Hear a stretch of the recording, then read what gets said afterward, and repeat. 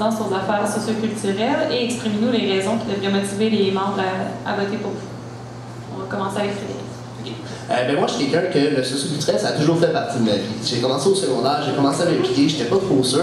Puis tout au long de ma vie, c'est devenu une partie de moi. C'est devenu quelque chose que, je veux pas, ça fait partie de moi. Puis là, ça fait 1 an que j'étais à l'université Saint-Hilaire. J'ai décidé de pas m'impliquer en rentrant pour pouvoir un peu sonder, pouvoir avoir une impression de comment que ça se passait à l'université. C'est un autre milieu, c'est un milieu que je n'étais pas nécessairement habitué. Suite à ma première année, et aussi au bac en enseignement, j'ai décidé de m'impliquer parce que dans le fond, c'est vraiment quelque chose qui est important pour moi. C'est quelque chose que j'accorde une grande importance. Donc, j'ai décidé de mettre mon grain de sel dans la vie socioculturelle ici à l'UQTR au cours de la 2e année. Merci, Solange. Tout d'abord, si je me présente, très important, c'est justement parce que je crois que je suis en mesure de relever ce défi. J'ai les qualités nécessaires pour ce faire. Mais mis à part ça, je crois qu'on devrait voter pour moi parce que j'ai vraiment l'université à cœur. Je m'implique depuis pratiquement que je suis rentrée à l'université. J'ai pu commencer justement en administration. Donc, j'ai déjà un pied dans tout ça. Les CA, je suis familiarisée avec ça. Donc, pratiquement les officiers en fait, de la GA, j'ai eu la chance de parler avec plusieurs d'entre eux. Je sais dans quoi je m'embarque. Puis franchement, c'est un projet qui me tient vraiment à cœur. Et ça me brise le cœur de devoir quitter mon association, mais si je le fais, c'est pas du tout en fait pour quitter cette association-là, c'est simplement pour aller partager ma passion en fait avec tout le reste de l'université. Merci. On va commencer avec les questions d'étudiants. N'oubliez pas de donner votre nom et votre programme d'études. Bonjour, Caroline Brouillard, étudiante à la maîtrise en études québécoises et je suis également membre du groupe d'action femmes de l'UQTR. Vous avez parlé beaucoup de l'organisation d'événements. Ma question porte plus sur la sécurité entourant les événements, qui fait aussi partie de l'organisation, en fait. Et on sait qu'à l'université, notamment parce que le CALAX, qui est en fait le centre de lutte aux agressions à caractère sexuel, nous l'a mentionné, qu'il y a des agressions sexuelles, qu'il y a des viols collectifs qui ont lieu ici même sur le campus. Et puis souvent dans le cadre d'organisation d'événements, qui sont entre autres organisés ici, en fait par la GA, donc ça fait partie de vos tâches. Je me demandais en fait dans quelle mesure vous pensiez organiser des choses pour assurer la sécurité des étudiantes et des étudiants qui se présentent à vos événements. Je peux peut-être vous donner des exemples de ce que je veux dire. Notamment, il y avait des lampadaires avant sur le campus qui ont été enlevés à certains endroits. Donc, il y a beaucoup plus d'endroits sombres. À Harvard, il y a notamment des services de raccompagnement sur le campus ou même des cartes qui ont été remises avec des zones peut-être plus à risque d'agression. Donc, je me demandais ce que vous pensiez faire. Je vous demanderai d'y aller rapidement en 30 secondes. On va commencer avec Solange. Oui, bien ça, en fait, c'est vraiment d'aller m'informer, tout d'abord, justement, comme les lampadaires que tu viens de mentionner. Mais c'est d'aller regarder, en fait, c'est quoi, justement, tout ce qui est à risque. Mais sinon, c'est toujours de travailler avec la sécurité. Je parlais, bien sûr, à M. Martin Lambert pour savoir, justement, tous les impacts qu'il peut avoir. Sinon, plus spécifiquement, nous, on a fait une activité qui a fait beaucoup parler justement en fonction de ça. Donc, suite à ça, évidemment, moi, c'est quelque chose que j'ai été m'informer un petit peu plus. Donc, c'est sûr que j'ai été beaucoup sensibilisée envers ça. Donc, c'est un projet que je trouve très, très, très important. C'est un dossier essentiel. Donc, c'est sûr et certain que je vais aller chercher toute l'aide et l'information que je peux avoir pour essayer de contrer ça. Rapidement, c'est sûr que oui, en effet, c'est une question qui est très importante. Je pense que dans l'organisation d'événements, il faut prévoir ces choses-là qui peuvent arriver malheureusement. Pour essayer de contrer ça, je pense à une présence ici, il y a la chasse-galerie. Quand on a des événements, on a beaucoup de présence de personnes de sécurité, mais on pourrait encore pousser plus loin en postant des personnes de sécurité à l'extérieur de la chasse-galerie, ce qui est actuellement, à ma connaissance, pas le cas. On pourrait se renseigner pour ce qui est des lampadaires. C'est une question qu'on pourrait s'y attarder vraiment pour corriger le problème, la situation qui pourrait être problématique. Merci. J'ai une question. Cathy Simon, maîtrise en communication sociale. J'ai plein de questions, je vais commencer par une. Le carnaval étudiant est organisé par un groupe d'étudiants sur le campus, un petit peu à l'externe de la GE, mais il faut savoir que c'est quand même un événement qui appartient à la GE UQTR. Donc, ça va être de votre responsabilité de superviser le comité de supervision du carnaval étudiant.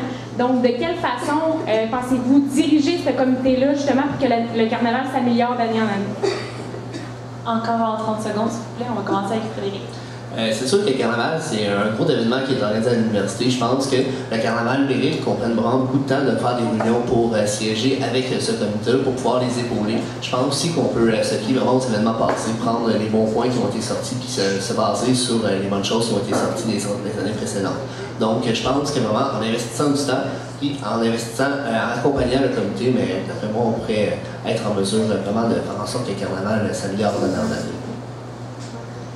Moi, pour le carnaval, c'est un dossier que je trouve ça extrêmement plaisant, en fait, à avoir à m'occuper. Moi, depuis que je suis à l'université, en fait, c'est toujours l'activité auquel j'ai toujours participé à tous les jours, à pratiquement toutes les activités. C'est vraiment un projet qui me tient énormément à cœur. Donc, en fait, moi, ça va être de soi là, que je vais aider dans le comité, dans le sens que je connais déjà les activités pour les 3 années précédentes. Donc, je sais déjà un petit peu ce qui a bien été, ce qui a moins bien été. J'ai déjà des projets pour les prochaines, j'ai déjà hâte de m'impliquer avec ça. Donc, c'est vraiment simplement d'être avec le comité. Merci. Prochaine question. Oui, vous avez abordé un peu les deux là, que vous voulez, dans le cadre de vos projets, améliorer la participation, sonder les étudiants, parce que c'est pas tous les étudiants qui participent aux activités. En passant, Anne-Julie Rocher, étudiante en communication sociale et ancienne vice-présidente aux affaires socio-culturelles en 2011-2012. Donc, cette question-là revient à tous les ans et la même réponse revient de sonder les étudiants. Quand prévoyez-vous sonder les étudiants? Parce que vous allez rentrer en mandat en mai. Il n'y a pas d'étudiants avant septembre. Vos activités doivent être prêtes en septembre. Donc, comment prévoyez-vous faire fonctionner en fait ce mécanisme-là afin que ce soit vraiment effectif en septembre et que l'année prochaine, on ait des solutions concrètes? C'est excellent. Oui, c'est sûr que selon moi, le mieux du sondage, si je peux dire, va être appliqué, c'est sûr, plus tard, étant donné que les étudiants, les nouveaux, vont seulement rentrer en septembre, comme vous l'avez mentionné. Mais sinon, c'est ma 3e année à l'université, donc forcément, par le biais des choses, en participant aux activités, en ayant du feedback sur tout ce qui se passe, c'est déjà une première approche que j'ai eue et que je vais continuer d'avoir avec les étudiants. Mais sinon, ça va vraiment être d'aller voir dès l'entrée, justement avec les nouveaux, que ce soit avec le nouveau site web qui est en train de se faire. Les 5 à 7 des activités, etc. Mais mis à part ça, ça va vraiment être ici actuellement avec les étudiants. Merci. Pour ma part, je vais penser pour pouvoir sonder les étudiants qui vont être en été, on ne sera pas nécessairement à l'université. On peut tout simplement utiliser le portail. C'est un principe en fait que tous les étudiants ont accès pendant l'été quand même. Donc on peut l'utiliser sans problème pour pouvoir sonder les étudiants, vraiment savoir qu'est-ce que sont les intentions pour l'année. Donc même si physiquement on n'est pas ici, on a quand même accès à toute la population de l'université par le biais de ce portail. Donc je crois que c'est un outil qu'on peut utiliser à bon escient pour y arriver. Merci. On aurait une dernière question. Oui, dans le fond, en fait, mon nom c'est Justin Barrette, étudiant en sciences comptables. J'aimerais évaluer un peu votre vision du poste. Qu'est-ce qui différencie un excellent candidat à la vice-présidence aux affaires socio-culturelles d'un bon candidat? Encore en 30 secondes, on va commencer avec Frédéric. En 30 secondes, un bon candidat au poste au VP socio-culturel, c'est quelqu'un qui va s'impliquer corps et âme. Puis on sait que ça prend beaucoup de temps, beaucoup d'organisation pour pouvoir organiser des événements comme ça, surtout à grande échelle comme à l'université. Donc je pense que pour ça, c'est vraiment quelqu'un qui va se donner à son 200%, qui ne comptera pas ses heures, qui ne comptera pas le temps qu'il met sur chaque projet. Je pense que pour ça, j'ai démontré au travers de mes expériences vraiment passées que je suis capable de remplir ce poste-là, je suis capable de remplir ces qualifications. Moi, c'est sûr que ça va être dans la même lignée. Le mot d'ordre, ça va être d'être présent. C'est vraiment d'avoir ça à cœur, en fait. C'est d'être passionné, de se donner, de justement, exactement comme il l'a dit, en fait, il n'y a pas de formule, on n'a pas mis des formules, en fait. C'est vraiment d'aimer ce qu'on fait, d'avoir un bon vouloir, d'aimer les étudiants, d'aimer l'université en soi et de vraiment être prête à se donner, justement, et de faire n'importe quoi pour que les étudiants puissent être satisfaits et qui aiment leur parcours universitaire. Merci. On peut les applaudir, c'est terminé.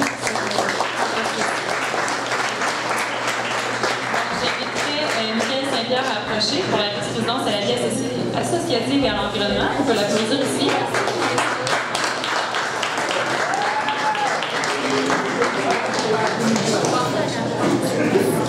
Donc, pour la description du poste, son rôle est de faire le lien entre les associations étudiantes et la GEQTR, voir au développement des associations étudiantes de 2e niveau, s'assurer de leur participation aux instances de la GEQTR et aider les associations de 3e niveau dans leur pérennité et leur visibilité. Son rôle est également de favoriser le développement durable et d'en faire la promotion au sein des différents services de la GEQTR. Donc, on y va avec la première question. Quelle conception avez-vous de la tâche de la vice-présidence à la vie associative et à l'environnement? Ben, en tant que tel, j'occupe déjà le poste de vie associative et à l'environnement. Donc, j'ai déjà une bonne idée de ce qu'on fait comme poste. Je suis rentré par intérim au mois de janvier en conseil d'administration et élu en conseil d'administration au mois de février. Donc, c'est vraiment un poste qui m'intéresse beaucoup. C'est ça que j'ai appris beaucoup ces derniers mois au sein de ce poste-là. Et ça a fait en sorte que j'ai voulu me représenter une deuxième fois pour pouvoir poursuivre les mandats qui n'ont pas été complétés et pour pouvoir aller encore plus loin dans les mandats à venir, surtout au niveau du pavillon étudiant. Merci. Quelles sont vos implications sociales passées et quel lien faites-vous avec le poste convoité? Au niveau de mes implications sociales, j'ai été VP académique au niveau de la SK pendant 1 an. J'ai été aussi VP exécutif au niveau de la SK jusqu'en janvier, jusqu'à temps que je switch à l'AGE. Donc, au début, au niveau de l'AGE, c'était vraiment pour pouvoir aider que je me suis porté candidat pour être par intérim et finalement j'ai décidé de continuer. Sinon, au niveau de mes diplomations, j'ai un diplôme en technique d'intervention en loisirs. Donc les gens de récréo, je fais partie de vous autres aussi. Et sinon, c'est ça. Donc, excusez. Donc, c'est ça. Non, je suis pas. C'est ça au niveau de mes implications sociales que j'ai en ce moment. Comment comptez-vous augmenter la participation des étudiants à leur association de 2e niveau, mais aussi aux assemblées générales et à la vie universitaire sur le campus? Au niveau de la communication avec les associations de 2e niveau, c'est beaucoup, je vais y aller différemment, c'est beaucoup d'entrer en contact avec les gens, d'être avec eux au moment qu'ils sont dans leur association, d'aller les voir puis de discuter avec eux. Donc ça crée un sentiment d'appartenance autant au niveau de l'AGE qu'avec les associations. Puis ça crée aussi une bonne communication aussi entre les étudiants puis avec l'AGE. Je pense en ce moment qu'il y a encore une barrière au niveau de l'AGE et des associations, au niveau des étudiants aussi. Donc, d'essayer d'intégrer aussi les étudiants à venir plus dans notre pavillon. Le fait que Martin Lambert il est en ce moment dans notre pavillon, ça va être beaucoup à l'intégration des étudiants, à faire connaître notre pavillon. Puis au niveau des instances, c'est vraiment d'inciter les gens à être présents au conseil d'administration, au comité. En ce moment, je suis en train de travailler sur une remodification de la politique d'assistance financière pour les associations de 2e niveau pour pouvoir intégrer une nouvelle formule qui va faire en sorte d'augmenter la participation au sein des instances. Merci. Quelles activités pourriez-vous organiser ou favoriser pour bonifier une conscience environnementale à l'ensemble de nos membres? Au niveau du développement durable, c'est vraiment un dossier qui est amené très haut, puis des fois un peu plus bas par certains vice-présidences à la vie associative. En ce moment, j'ai vraiment le développement durable à cœur et je crois que c'est quelque chose qu'il faut investir au niveau du pavillon étudiant. C'est quelque chose qui va être bénéfique pour tout le monde aussi. En ce moment, on est en train de revenir sur des vieux dossiers ça s'appelle le pacte des générations. Donc, on est en train de ramener ça de l'avant pour pouvoir faire un fonds qui va faire en sorte qu'on va avoir du développement durable, l'investissement au niveau de l'AGE dans nos immobilisations, puis pouvoir aller encore plus loin au niveau du développement durable. Il y a aussi, en collaboration avec l'UQTR, on travaille sur des projets de compost, d'élimination des bouteilles d'eau aussi avec Coke au sein du campus en tant que tel. Donc, c'est tous des petits gestes comme ça qui vont faire en sorte que... Merci. D'accord. Il reste une question, donc j'invite les étudiants à s'approcher s'ils en ont pour la suite. Donc, faites-nous part de votre motivation pour le mandat et exprimez-nous les raisons qui devraient motiver les membres de l'AGE à voter pour vous. Dans le fond, les raisons que je me représente, c'est vraiment au niveau du pavillon étudiant. Je suis rentré en poste, comme j'ai dit, au mois de janvier, puis je me rends compte qu'il y a beaucoup de choses qui n'ont pas été faites par mes prédécesseurs, sûrement par n'importe quelle raison.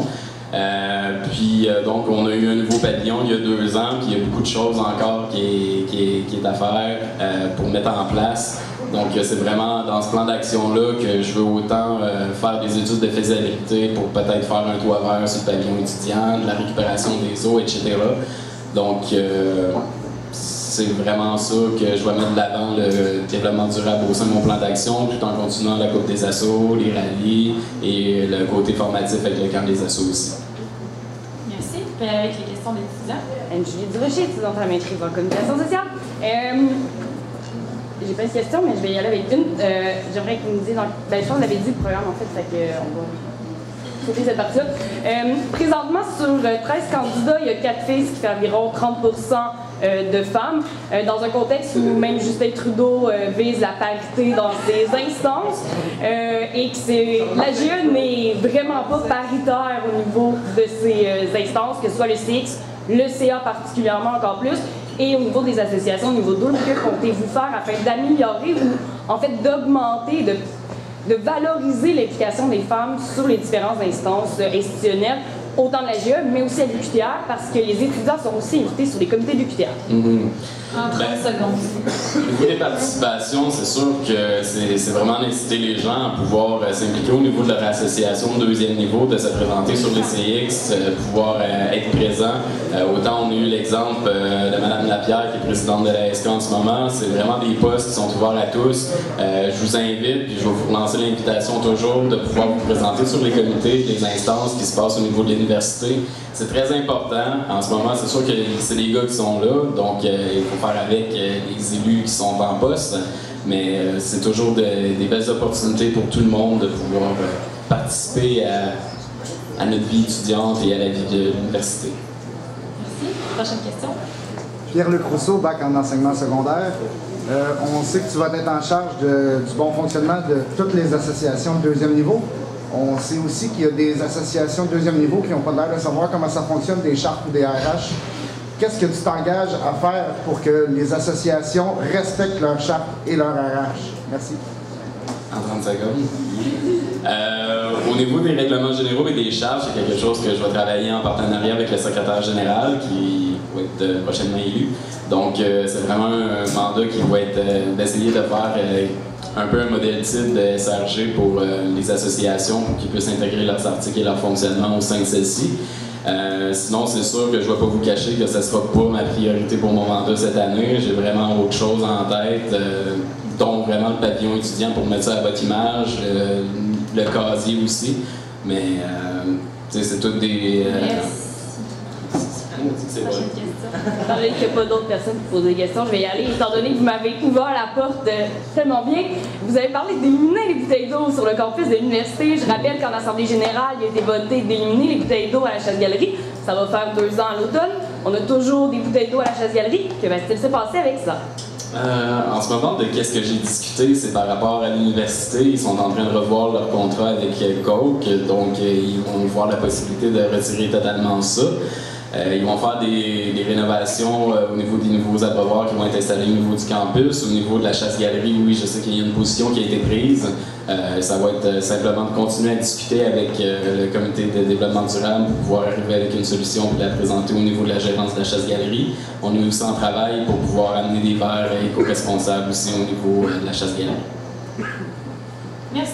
Donc, voyant qu'il n'y a pas de questions, on peut terminer sur ça. Merci beaucoup, Miguel. Merci.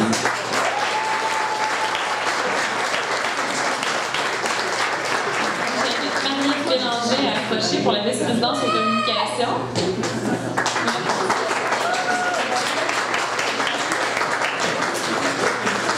Donc, juste avant de commencer, je vous avise qu'on va faire une petite pause de 5 minutes après ce poste-ci, si vous attendez ça.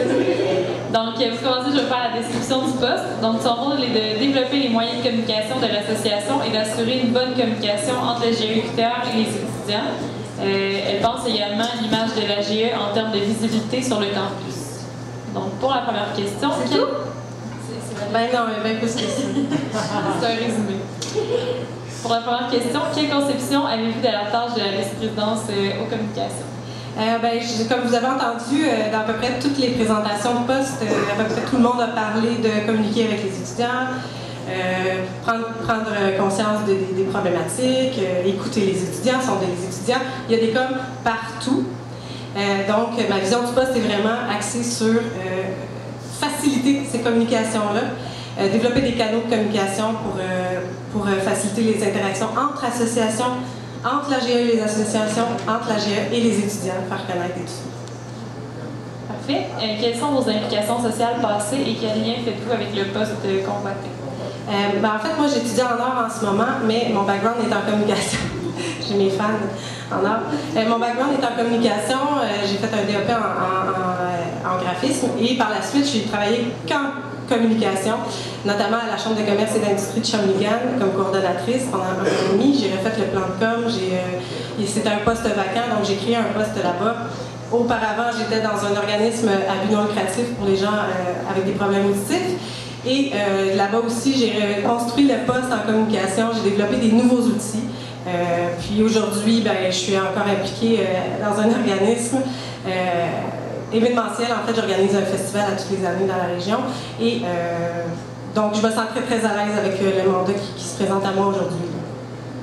Parfait. Êtes-vous familière avec le site internet de la GE-UQTR et qu'est-ce qu'il comporte? Je le connais par cœur. En fait, c'est supposé être un point de rencontre pour tout le monde. Le site web, on trouve là toutes les ressources. Normalement, on serait supposé trouver toutes les ressources pour faciliter la quête d'information des étudiants sur la vie étudiante, sur l'AGE, sa structure, les règlements, la politique d'affichage. On a aussi toutes les informations sur les associations qui existent, que ce soit les associations par intérêt ou les associations étudiantes. On trouve aussi toute la documentation nécessaire. On a même une salle de presse pour tous les communiqués de presse qu'on voit passer.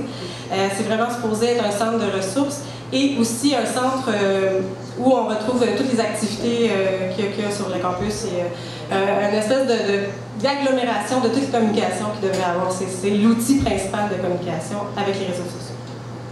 Merci. Quelle utilisation ferez-vous des médias sociaux dans le cadre de vos fonctions? Justement, en fait, on est là, on est dans l'air du temps. Donc, évidemment, on va se mettre à jour dans ça aussi, avec les événements passés, la légère période d'instabilité, qui a été très bien rattrapée par le fait même, je vais en parler. En fait, là, on serait rendu là de justement rétablir les communications par les médias sociaux, que ce soit Instagram, Twitter, Facebook, créer des comptes comme ça. Puis, encore une fois, c'est un outil pour faciliter l'accessibilité à l'AGE et aux associations, donc servons-nous-en. Comment voyez-vous les communications à l'AGE-UQTR? Vous pouvez nommer par exemple des choses à améliorer ou qui fonctionnent. OK. Dans le fond, ma vision, c'est ça, ma vision des communications à l'UQTR, justement, avec les choses qui ont été assises maintenant, ça serait de se mettre à jour, de se rendre accessible, de se rendre présent et facile d'accès. J'ai l'impression de me répéter un peu, là, mais dans le fond, la disponibilité de l'écoute, de la présence et de mettre à profit toutes les connaissances que j'ai et de me renseigner si je les ai pas, d'aller chercher les ressources dont j'ai besoin si je les ai pas. Parfait. Donc, il me reste une question. Alors, j'invite les étudiants à s'approcher s'il y en a. Ah oui. Faites-nous part de votre motivation pour le mandat et exprimez-nous les raisons qui devraient motiver les membres de l'AGE à voter pour vous. En fait, moi, dès que j'ai entendu parler, je l'ai entendu parler quasiment la veille qui a lancé les élections, j'ai commencé à en parler à tout le monde parce que pour moi, les communications, ça fait partie de ma vie parce que ça fait comme quelques années, mettons, là, on dit bon, mais que je fais des coms.